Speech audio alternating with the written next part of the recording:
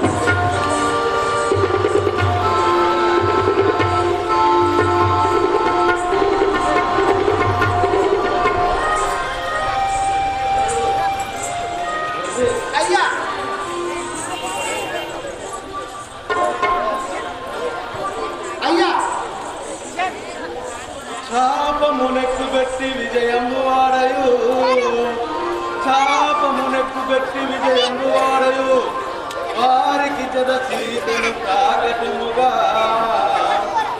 పిన్న పెద్దల టన్సియుండేదమెంచ పిన్న పెద్దల టన్సియుండేదమెంచ ఉండయచ్చు చుండరా సంగతి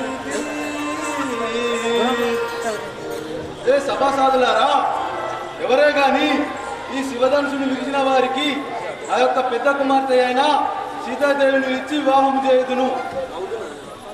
అదిగో ఈ యొక్క శివధనుసు అంటే అలనాటి కాలం లోపల జనకుని తండ్రికి అయిన ఆ బోళశంకరుడు మెచ్చి వీళ్ళ నాన్నకు ఇచ్చాడు ఈ యొక్క శివధనుసును.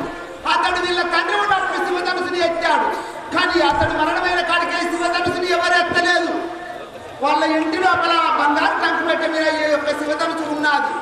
5 ఏళ్ల బాలిక అయిన సీతాదేవి ఆటలాడుకుంటూ ఈ యొక్క శివధనుసును అవలీలగా తీసి బయట వేశారు. ఎవరు లేవనెత్తని శివధనుసును సీతాదేవి 5 ఏళ్ల పుట్టి బాలిక ఎడమ చేత తీసి బందుకు పెట్టారు. అప్పుడు ఈ యొక్క జనక చక్రవర్తి మహారాజు ఏమనన్నాడు, మేము ఎవరు లేపలేని శివధనుసును నా యొక్క బిడ్డ అయిన సీతాదేవి ఎత్తాది. ఈ శివధనుసును ఎవరు ఎత్తి విరుస్తారో అతనికే సీతాదేవిని ఇచ్చి కళ్యాణం చేసిందని ప్రతిజ్ఞ పోయినాడు. ఈ యొక్క శివధనుసు ఈ సభ లోపల పెట్టాడు.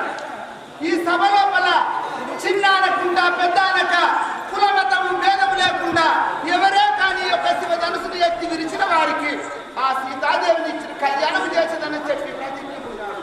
ఎవరత్తరో ఇక తమ్ముడు అండి చూసుకుందామంటే చూసుకుందాం. ఈ సభ లోపల నాయంతవాడు ఎవడు లేడు. ఈ శివధనుసుని మంచి సీతను కొనిపోయేదాం. శివధనుసుని విరిసి సీతాదేవి కొంచెం అలాగే అయ్యా సరే మరి అయ్యా ఎవరు లేస్తలేరు. ఇంతమంది జనం ఉన్నారు. ఇంతమంది లోపల ఎవరు లేస్తలేరు. గిట్టెడతారు. మరి నువ్వు తప్పన లేవకుంటే ఏమన్నా ఇంత దాన్ని బలవంతున్నాను. ఆ ఎండి కొండ తన గోలుకోవాలను ఈ ధనసు నాకు ఇస్తారా? అంతేనంట. సరే